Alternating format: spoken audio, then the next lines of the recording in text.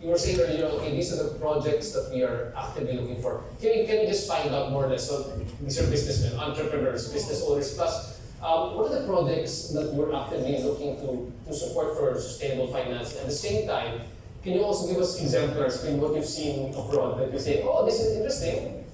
It's something we should do in the Philippines, and if so we did this project here, it's something we might take a look at. Okay, RCBC is covering like the entire, from the smaller projects to the big projects. On a big scale, we have been funding utility scale solar and wind farms. So again, this could be proponents who are putting up their own solar or wind farms, and they're selling the power either to the grid or to an off-taker, a corporate off-taker. And so there are contracts, things like that. We're both doing solar, wind. In the past, we did hydro and also geothermal. Abroad, it's more or less the same thing. The difference would be maybe the regulatory regime. So the bank is, in a way, the bank is, I don't want to say flexible, but we're open. We're open to being able to come up with creative ways of addressing risks. Because there will be risks, whichever way there will always be risks. But the idea is for us to be able to do something creative that will also address the risks that we're looking at. For SMEs in particular, for one example would be, let's say, putting up solar panels on their rooftops. So that's something that we can definitely look at. We know that putting up solar panels will result in savings to their business. So that's something that you can really put a number to and try to see how it will help the business and how it will further increase their productivity, output, the sales. So those are things that we normally look at. Great. And Glenda, from your perspective now, speaking from the SME's perspective and understanding, having worked with many of them, how do you think, do you have any recommendations on how financial institutions can also sort of tailor their processes to support businesses in their financial journey, in their sustainability financing journey moving forward? Of course, they're fixing everything up, and some of them they're big enterprises and they're small ones, so getting ready to prepare their new documentations for the bank and the new requirements for the bank. How do you think the banks can further help our SMEs? Yeah, well, actually, when I was listening to President Eugene earlier in his welcome speech, all of the possible RCBC is currently doing. First, in terms of mobilizing and allocating the resources. So, banks, as you know, have that capacity to allocate resources, the investment, the borrowers, towards a low carbon economy. Second would be on engaging their clients. So having that discussion, as I heard, they have a certain target. It was not an abrupt decision, like to cut ties with those coal-fired power plant, but it was a journey, it was a process. And I think having that conversation as well with the SMEs, having that discussion on how the bank can actually help them meet their objectives as well. Third would be on the leadership and capacity building, like what is currently happening,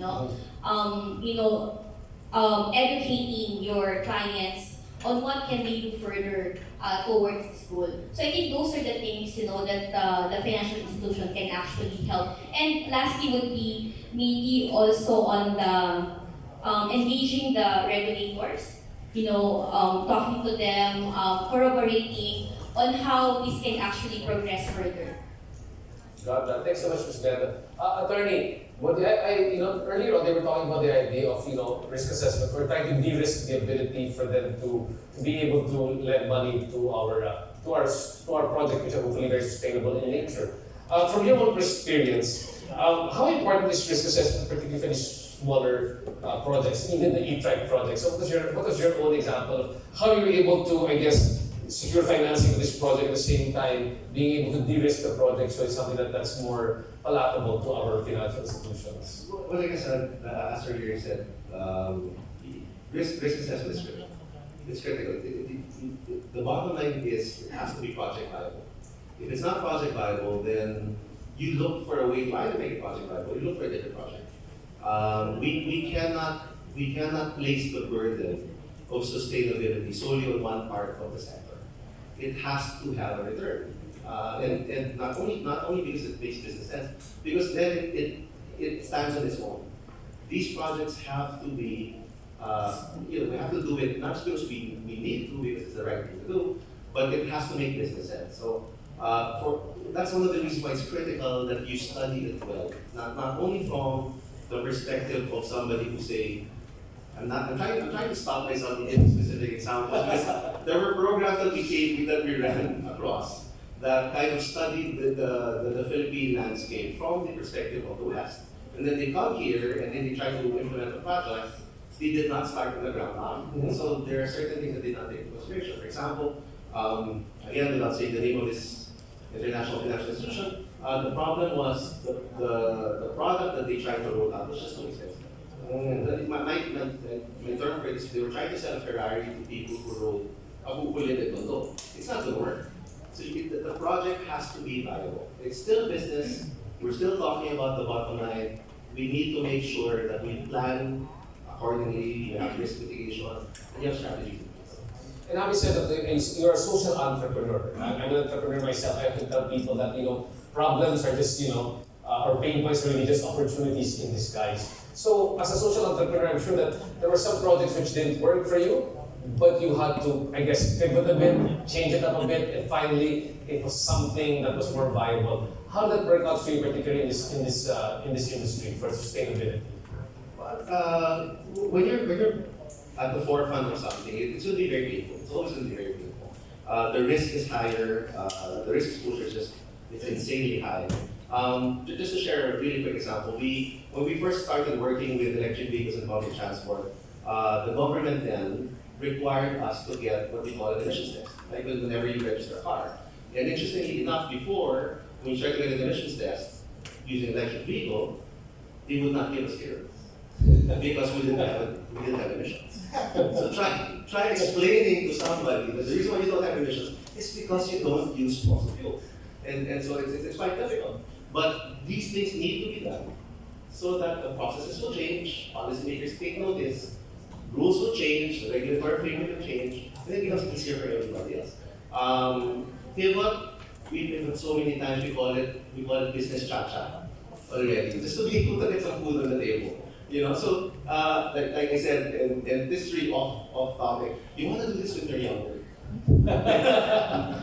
Kaya naman Gen Z, we're all Gen Z at heart here naman. That's what At heart, but it's the body that counts over here. The body's no longer recovers as fast. Really, really great insights coming from all of our guests over here. And I'm really sad to say we have to wrap up our discussion very soon, particularly for our friends watching us on Zoom. But as we move forward, maybe just some parting advice right now that we are able to give to those people, especially to the enterprises, to the SMEs that are listening to us here right now. There will be challenges, I guess, along the way in this direction. But coming from your perspective, from the perspective of the bank, from the perspective of our consultants in SDB, and also from our social entrepreneur, as they drive literally towards that direction in sustainability, what is the advice that you'd like to give them? First, to our enterprises and to our SMEs. I think the message of sustainability is that we're all moving there. There may be pain points at the beginning, but pun intended, because of the way regulations and laws are going to come out, we need to be more sustainable, more future-proof. So we need to have a longer view of our business model. At the same time, this is a big opportunity, especially for the SMEs, because we are now looking for emerging technologies in the renewable space. And that this is the opportunity to become the next big thing. So I think they also have to keep an eye out for that. So there's a long-term view and also there's a short-term eye out for disruptive technologies that you can be a part of. Got that. Round of applause, please, Mr. Gabby